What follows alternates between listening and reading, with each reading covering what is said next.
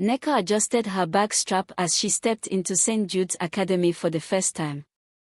The sprawling, colonial era building loomed over her, its walls covered with creeping ivy and age-old rust, a strange mix of beauty and dread.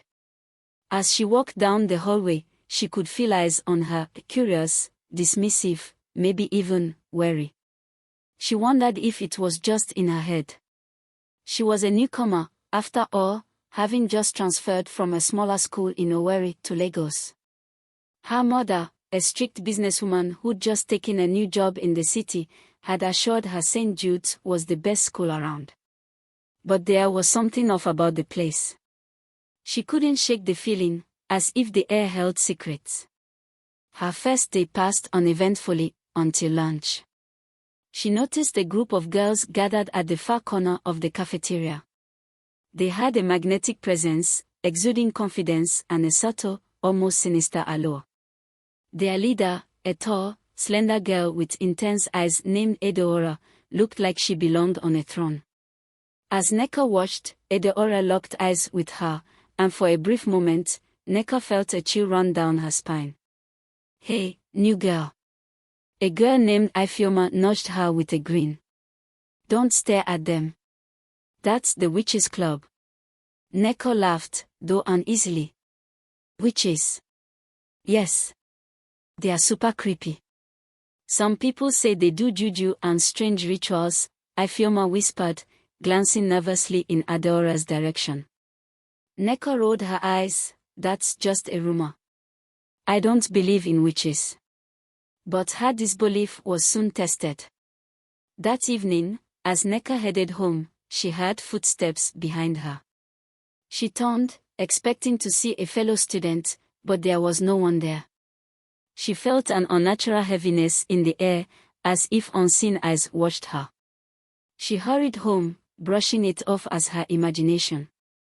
Yet, as days turned into weeks, the strange occurrences only increased. Books fell off shelves when she walked by, and shadows flickered at the corners of her vision. She once caught Edeora and her friends whispering in a foreign dialect, their voices melodic yet ominous.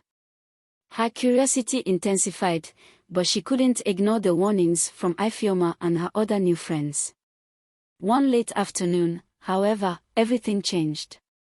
Nneka stayed back in the library to finish an assignment. She heard muffled voices echoing from one of the restricted sections, a part of the school that students rarely visited. Curiosity burning, she crept closer. Peeking around the corner, she saw Edeora and the other girls standing in a circle, hands clasped, chanting. Nneka's heart pounded as a faint glow appeared in the center of the circle, swirling and shifting until it took the form of an ethereal figure with burning red eyes. "Reveal to us the chosen one," Edeora intoned, her voice laced with authority. Nneka gasped, unable to look away, and the figure's eyes snapped to her direction. In a sudden rush of wind, the glow vanished, and the girls turned toward her hiding place. She ran, heart hammering, the sound of footsteps close behind her until she finally burst out of the school, panting. The next day, Edeora approached her. "Nneka," she began, her voice soft but commanding. "We know you saw us. You're not safe alone. Join us, and you'll understand." Nneka looked at her, pulse quickening. "Join you? Are you crazy?" Edeora laughed, but there was no humor in her eyes. "You're the chosen one, Nneka. We felt your energy the moment you arrived. The spirits are drawn to you." Nneka was torn between fear and intrigue. She had always felt different, attuned to things that others brushed off. But witches? Spirits?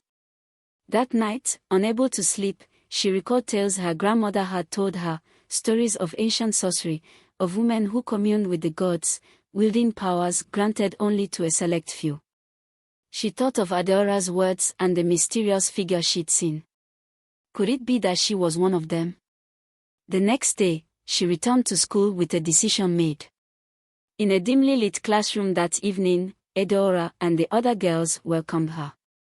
Candles cast flickering shadows on the walls, and strange symbols marked the floor.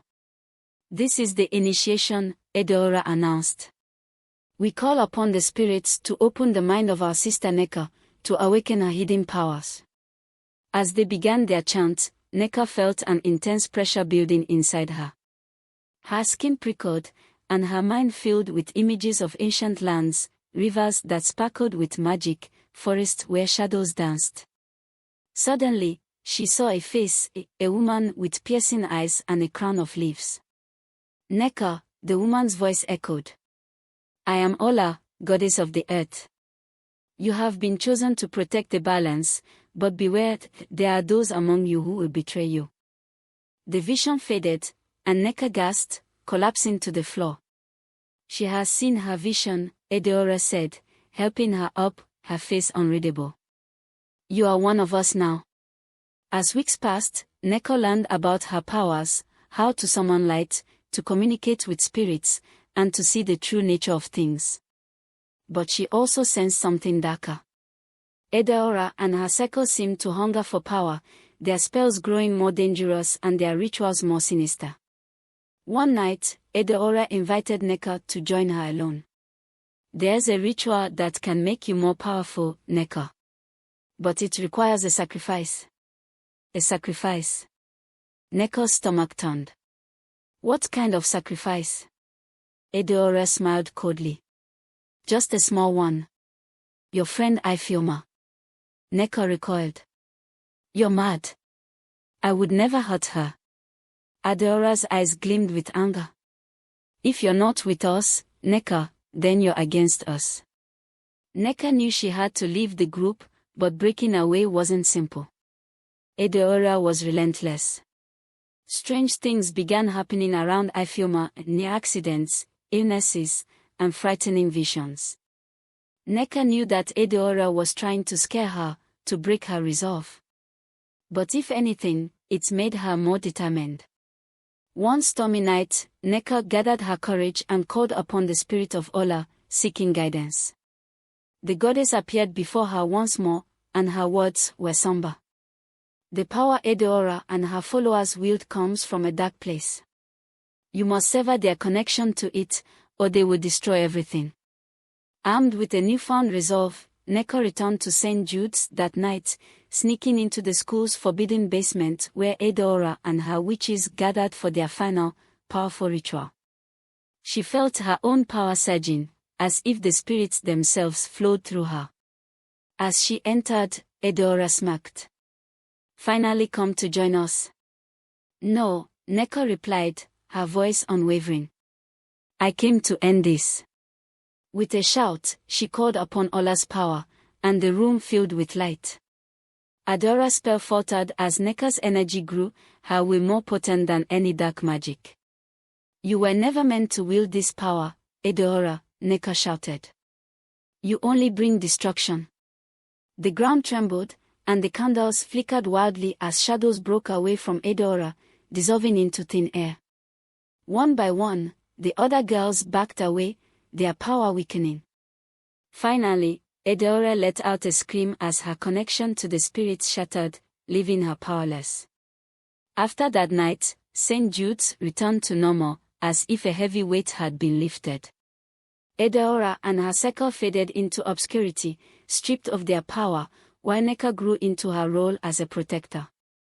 Her friendship with Ifeoma deepened, and they shared a quiet understanding, bound by secrets that would never be spoken aloud. But as Nneka sat by the school's old, twisted baobab tree one afternoon, she heard a familiar whisper in the breeze, a reminder that magic, once awakened, never truly disappears.